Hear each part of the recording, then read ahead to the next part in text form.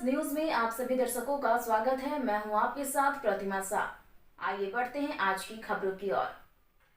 9 महीने पहले जिस युवती की हत्या के आरोप में पुलिस ने 2 लोगों को गिरफ्तार कर जेल भेज दिया था, वो युवती वापस लौट आई है।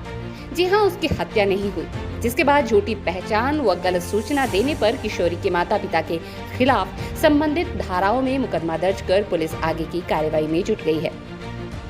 मामला उत्तर प्रदेश के भदोही जिले के गोपीगंज का है, जहां 9 महीने पहले एक किशोरी की हत्या का मामला सामने आया था, जिसमें किशोरी के पिता ने थाने में गुमशुदगी की रिपोर्ट दर्ज कराई थी और 27 मई को सोवरी गांव के कुएं में एक शव बरामद किया गया था, जिसे किशोरी के पिता ने अपनी पुत्री बताया था और 2 लोगों के खिलाफ नामजद तहरीर गोपीगंज थाने में दी थी, जिस पर पुलिस मुकदमा कर आरोपी को गिरफ्तार कर जेल भेज दी और मामले को संदिग्ध दिखाई देने पर छानबीन कर रही थी कि करीब 9 महीने बाद किशोरी नोएडा से बरामद कर ली गई है। ये जानकारी आज प्रेस कॉन्फ्रेंस में पुलिस अधीक्षक भदोही डॉक्टर अनिल कुमार ने देते हुए बताया कि किशोरी को बरामद कर लिया गया है।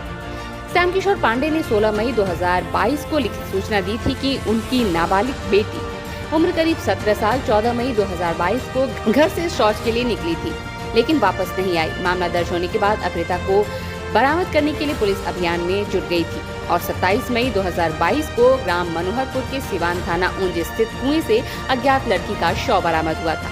बरामद शव को अपहृता के परिवार वालों ने शिनाख्त करते हुए अपनी बेटी बताया था।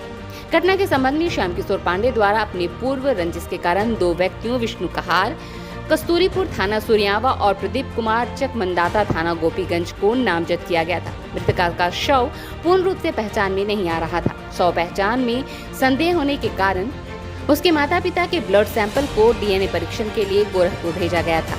इस बीच लड़की नोएडा से बरामद कर ली गई है। स्ट्रीट बस के लिए भदोही से नितेश श्रीवास्तव की रिपोर्ट। लड़की की बरामदगी हुई है, कहाँ कहाँ वो लड़की रही और इसमें अब किस तरह के कदम उठाए जाएंगे?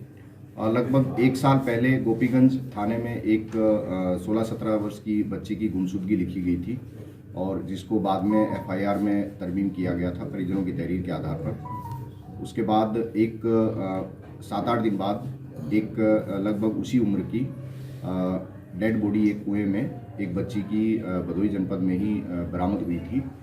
जो गुमशुदा बच्ची थी उसके परिजन, माता पिता और अन्य परिजनों ने उसकी पहचान अपनी बेटी के रूप में की थी और उसके आधार पर उन्होंने नामजद तहरीर देते हुए मुकदमा पंजीकृत हत्या का और अपहरण का 2 लोगों पे दर्ज कराया था।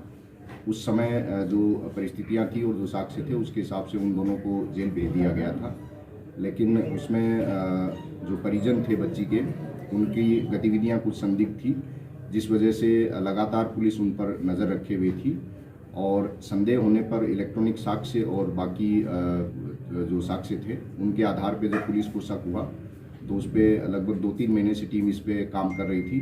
बाद में जानकारी मिली कि ये जो बच्ची जो गुमशुदा हुई थी और जिसकी हत्या का दावा किया जा रहा था वो सकुशल नोएडा में किसी व्यक्ति के साथ रह रही है और उसके माता पिता और परिजनों को इस बात की काफ़ी समय से जानकारी है। इस आधार पे पुलिस ने बच्ची को सकुशल बरामद कर लिया है। बच्ची का मेडिकल करा के और मजिस्ट्रेट के सामने उसके 164 का बयान कराया जाएगा। जो माता पिता हैं उनके ऊपर साक्ष्य छुपाने, गलत साक्ष्य देने और गलत साजिश रचकर गलत लोगों पे मुकदमा दर्ज कराकर जो साजिश करी गई है उसके संबंध में उनके ऊपर धारा 182, 194, 201, 211 और 344 आईपीसी की धाराओं में उनके ऊपर अभियोग पंजीकृत किया जा रहा है। इस संबंध में आगे की विधिक कार्रवाई की जा रही है। जो बच्ची का शव मिला था उसकी पहचान का प्रयास किया जा रहा है ताकि उसमें जांच आगे बढ़ सके। अच्छा, ये लड़की अपने घर से गई क्यों थी, क्या इसका क्या कारण था? अभी तक की पूछताछ में बच्ची ने जो बताया है कि वो माता पिता की प्रताड़ना से तंग थी और इसलिए उसने वो घर से बिना किसी को बताए और बिना किसी की मदद के अकेले चली गई।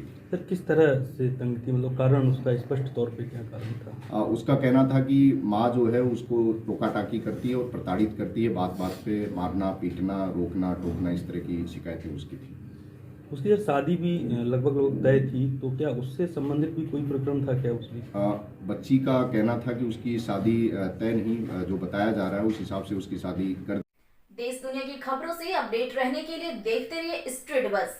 यदि आपने हमारे चैनल को सब्सक्राइब नहीं किया है तो आज ही सब्सक्राइब करें। धन्यवाद।